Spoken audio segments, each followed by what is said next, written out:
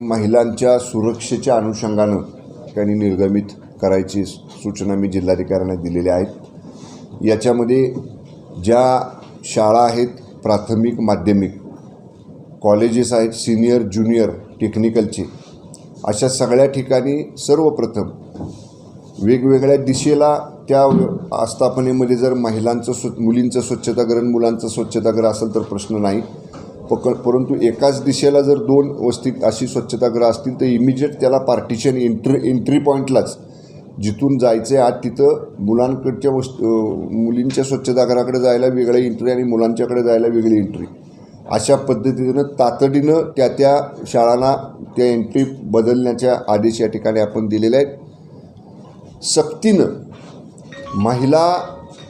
मुलींच्या स्वच्छतागृहाची स्वच्छता देखभाल ही महिला कर्मचाऱ्यांनीच करावी, याच्यासाठी सुद्धा त्यांना आज सुधारित आदेश या ठिकाणी आपण दिलेले आहेत। शासन मान्यतेने भरलेले कर्मचारी सोडून जे कर्मचारी रोजंदारीवर घेतले जातात, तात्पुरत्या स्वरूपात घेतले जातात, त्या सगळ्या कर्मचाऱ्यांचं स्थानिक पोलीस स्टेशनमधनं पोलीस व्हेरिफिकेशन करणं कंपल्सरी आजपासून या ठिकाणी आपण केलेलं आहे। ज्यांच्याकडं पोलीस व्हेरिफिकेशन असेल त्यांना ठेवलं जाईल, ज्यांच्याकडं पोलीस व्हेरिफिकेशन नसेल त्यांना 8 दिवसात संबंधित पोलीस स्टेशनकडनं पोलीस व्हेरिफिकेशन केल्याशिवाय कामावर ठेवता येणार नाही, अशासुद्धा आज आदेश या ठिकाणी आपण निर्गमित करतो आहे। शासनाची जी वसतिगृह आहेत, सामाजिक न्याय विभागाचे असतील किंवा अनुदानित जे कॉलेजेस आहेत, आता उदाहरणार्थ साताऱ्यामध्ये काही मोठ्या शिक्षण संस्थांची कॉलेजेस आहेत, अशा कॉलेजेसवर सुद्धा माध्यमिक विभागाच्या शिक्षण अधिकाऱ्यांना आपण स्वतंत्र अधिकार आज दिलेले आहेत। अशा सगळ्या हॉस्टेल्सची त्या शिक्षण अधिकाऱ्यांनी तातडीनं आजपासून तपासणी करायची आहे। महिला कर्मचारी मुलींच्या वसतिगृहामध्ये आहेत का, पुरुषांच्या वसतिगृहामधले जे कर्मचारी असतील ते त्या महिला कर्मचाऱ्यांच्या वसतिगृहामध्ये अनाधिकारानं जात नाहीत ना, ह्या सगळ्या गोष्टींची तपासणी करायचे आदेश माध्यमिकच्या शिक्षण अधिकाऱ्यांना दिलेले आहेत। उद्यापासून प्रत्येक प्राथमिक शाळेमध्ये, माध्यमिक शाळेमध्ये, कॉलेजमध्ये सिनियर ज्युनियर पोलीस अधिकारी आणि शिक्षण विभागाचे भाग अधिकारी हे जाऊन पालक आणि विद्यार्थ्यांची शाळा व्यवस्थापनाबरोबर संयुक्त बैठका घेतील।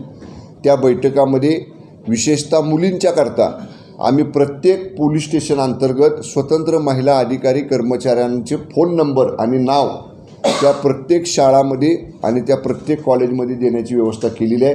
जिल्हा पोलीस अधीक्षकांनी मी सांगितलेलं आहे, आजच त्याचं नियोजन तुम्ही करा, वाटलंच तर उद्याचा एक दिवस तुम्हाला लागला तर घ्या, पण सोमवारपासून कंपल्सरी ह्या बैठका येणाऱ्या 4 दिवसात जिल्ह्यातल्या प्रत्येक शाळेत, कॉलेजमध्ये, सिनियर ज्युनियर टेक्निकल सगळीकडे झाल्या पाहिजे, जेणेकरून आपल्या विद्यार्थिनीबद्दल, आपल्या मुलीबद्दल पालकांना काही शंका असेल तर ती महिला कर्मचाऱ्याकडेच त्या पोलीस स्टेशनच्या फोनवरनं कळवली जाईल।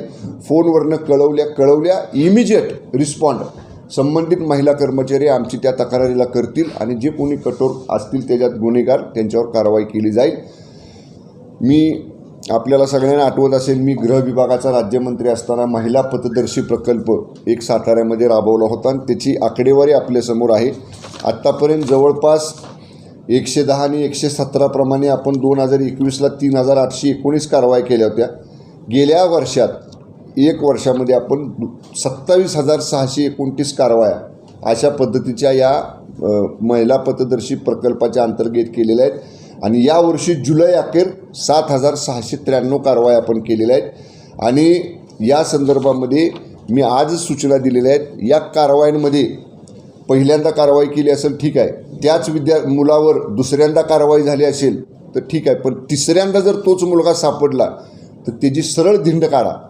म्हणजे तो मुलगा मुलींची छेडछाड करतोय, मुलींची टवाळकी करतोय असं जर आढळून आलं तर सरळ त्या परिसरामधनं त्याला मुलींच्या पालकांच्या नागरिकांच्या समोर त्याला त्या ठिकाणी फिरवत की जेणेकरून त्याला जाणीव झाली पाहिजे की असं करणं सातारा जिल्ह्यामध्ये खपवून घेतलं जाणार नाही।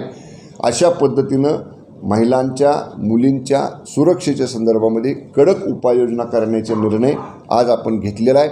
आपण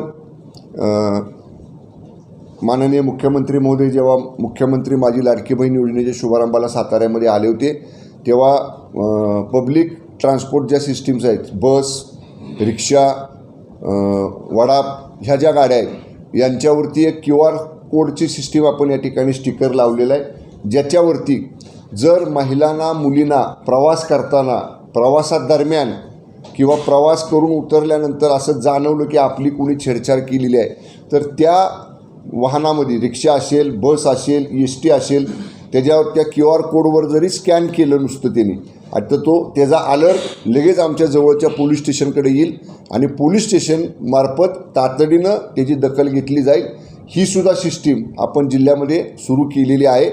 जी काय अजून QR कोड लावायचे राहिले तीसुद्धा इमिजिएट या ठिकाणी लावून या बाबतीतसुद्धा म्हणजे महिलांना प्रवासात असेल, कुठेही असेल, सुरक्षित वाटलं पाहिजे या अनुषंगानं सुद्धा आपण त्या उपाययोजना केलेल्या आहेत. भरोसा सेलचं भूमिपूजन जवळपास 40 लाख रुपये दिले ना आपण. भरोसा 50 लाख रुपये मी जिल्हा नियोजन समितीमधनं भरोसा सेलला दिलेले आहेत. आपल्या ह्याच्यामध्ये वाडे फाट्याच्या जवळ जे भिक्षेकरी गृह आहे सामाजिक न्याय विभागाचं, त्या बाजूला आपण एक इमारत सामाजिक न्याय विभागाची घेतलेली आहे. तिथं आपण केवळ जिल्ह्यातल्या महिलांच्या तक्रारीकरता एक वेगळा भरोसा सेल आपण काम चालू केलेलं आहे. 15 दिवसात होईल. 15 दिवसात त्याचं काम पूर्ण होईल. पूर्णपणे महिलांच्या तक्रारी ऑनलाईन असतील ऑनलाईन, प्रत्यक्ष असतील प्रत्यक्ष. कारण बऱ्याचदा मुली, महिला थेट पोलीस स्टेशनला जायला घाबरतात. आता हे भरोसा सेल थोडंसं एका बाजूला आहे, त्यामुळं मुली, महिला जर असं काही त्यांच्यावर तक्रार आली तर थेट तिथं जाऊ शकतील. तिथं महिला अधिकारी कर्मचारी असणार आहेत. ताबडतोब त्यांची तक्रारीची दखल घेतली जाईल आणि त्या भरोसा सेलमार्फत तात्काळ अशा पद्धतीनं आलेल्या तक्रारीचा निपटारा केला जाईल. तो सुद्धा भरोसा सेल किमान एक महिन्याभराच्या आत काम पूर्ण होईल. मी मगाशीच SP ने सांगितले, निधी आपण जिल्हा नियोजनमधनं दिलेला आहे. काम वॉर फुटिंगवर करा, डे नाईट, आणि एक महिन्याभराच्या आत तो भरोसा सेल कार्यान्वित झाला पाहिजे. तर अशा पद्धतीने एकूण सर्वच या महिलांच्या, मुलींच्या सुरक्षेबाबतीत कडक उपाययोजना जिल्ह्यामध्ये राबवण्याचा निर्णय आज घेतलेला आहे. धन्यवाद. प्रश्न झालं ना आता बदलापूरचं सांगितलं त्या दिवशीच सांगितलं मी बदलापूरमध्ये सविस्तर. मी याच्यावरती बदलापूरला सविस्तर पत्रकार परिषद घेतली. तुमच्या माहितीसाठी सांगतो, पूर्णपणे शाळा व्यवस्थापनाचा निग्लिजन्स मला तरी तिथं जाणवून आला. कारण CCTV फुटेज चालू आहे का नाही हे बघायची पूर्ण जबाबदारी मुख्याध्यापकांची होती. मुख्याध्यापकांनी ते पाहिलेलं नाही. मुलींच्या स्वच्छतागृहाला नेमणूक आहे महिला कर्मचाऱ्यांची, पण त्या महिला कर्मचारी तिथं कामावर नव्हत्या. आणि हा जो मुलगा भरला होता तिथं कामाला, तो 15 का 3 आठवड्यापूर्वीच तिथं रुजू झाला होता. त्याचं पोलीस व्हेरिफिकेशन केलेलं नव्हतं. त्यामुळं सकृत दर्शनी त्याच्यामध्ये असं जाणवते की जी सुरक्षा शाळेनं बघायला पाहिजे होती ती बघितलेली नाही. म्हणजे जिल्ह्यातल्या शहरांच्या ठिकाणी ज्या इंग्रजी माध्यमांच्या शाळा आहेत त्यामध्ये छोट्या मुलांना मुलींना गुड टच बॅड टच हे शिकवलं जातं, जेणेकरून त्यांना कळावं की समोरचा व्यक्ती आपल्याशी कसा वागतोय. मात्र हे ग्रामीण भागातल्या जिल्हा परिषदेच्या शाळा किंवा इतर शाळा सगळीकडे यामध्ये अजून तेवढं शिकवलं जात नाही. तर त्याच्याबाबत सगळीकडं आपण तो निर्णय घेतलेला आहे. 3,51,000 विद्यार्थ्यांपर्यंत हा प्रयोग सुरू केल्यापासून आपण पोचलेलो आहे. आजच मी शिक्षण अधिकाऱ्यांना पण सांगितले आणि पोलिसांनाही सांगितलेलं आहे, ज्या काही यासाठी यंत्रणा उभारलेल्या आहेत सोमवारपासून पूर्ण ॲक्टिव्ह, म्हणजे ग्रामीण आणि शहरी भेदभाव असा केला जाणार नाही. सगळीकडं या पद्धतीनं जागृती करण्याचं काम विथ पालक, म्हणजे पालकांना समवेत शाळा व्यवस्थापन समितीला समवेत घेऊन केलं जाईल.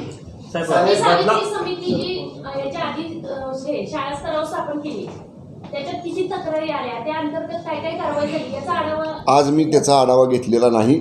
शिक्षण विभागाचा स्वतंत्र आढावा त्या बाबतीत. आज केवळ सुरक्षा मुलींची, विद्यार्थिनींची आणि एकूणच महिला वर्गाची याच्या बाबतीतली बैठक होती. मी जिल्हा मुख्य कार्यकारी अधिकारी जिल्हा परिषद साताराला सूचना देऊन सखी समित्या ज्या आहेत शाळा स्तरावरती स्थापन केलेल्या त्याचा स्वतंत्र आढावा लवकरच घेतो. नाईट शिफ्टला बरेच महिला काम करतात, नर्स असतात किंवा पोलीस महिला काम करतात, त्यांच्या सुरक्षेसाठी काही नाईट पेट्रोलिंग वाढवायच्या सूचना दिलेल्या आहेत. रात्रगस्त आमची चालूच असते.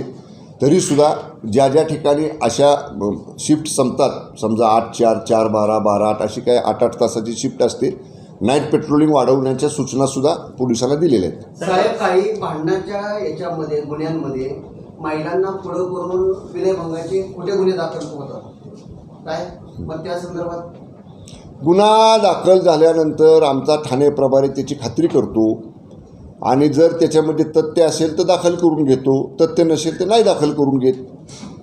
साहेब, शाळा, प्राथमिक शाळा आणि माध्यमिक शाळांबद्दलचा किंवा कॉलेजचा विषय तुम्ही आता सांगितला की त्या ठिकाणी जे यंत्रणा तुमची राबवली जाणार आहे, पण काही निराधार आश्रम आहेत, शाळा आहेत, ज्या ठिकाणी काही महिलांना ठेवलं जात असतं, तर त्या ठिकाणची सिक्युरिटी सुद्धा किंवा त्याबाबतची माहिती कशी घेतली जाते? आता ते सांगायचं राहिलं, मगाशी आम्ही निर्णय केला आहे की असं काय आढळलं ह्या 2 दिवसामध्ये की प्रायव्हेट हॉस्टेलच्या नावाखाली, अनाथ आश्रमच्या नावाखाली, वृद्धाश्रमच्या नावाखाली असे काही व्यवसाय चालतात, त्याच्यावर SP कराडमध्ये कारवाई केली.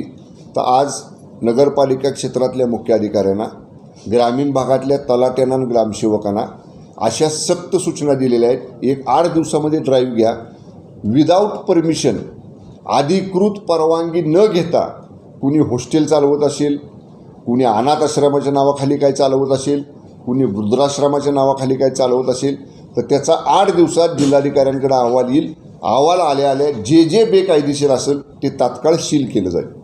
साहेब, कराडातली जी घटना जी घडली आश्रमात महिलेवर अत्याचार, तर त्याचबरोबर जी महिला ही आश्रम चालवते त्या महिलेनं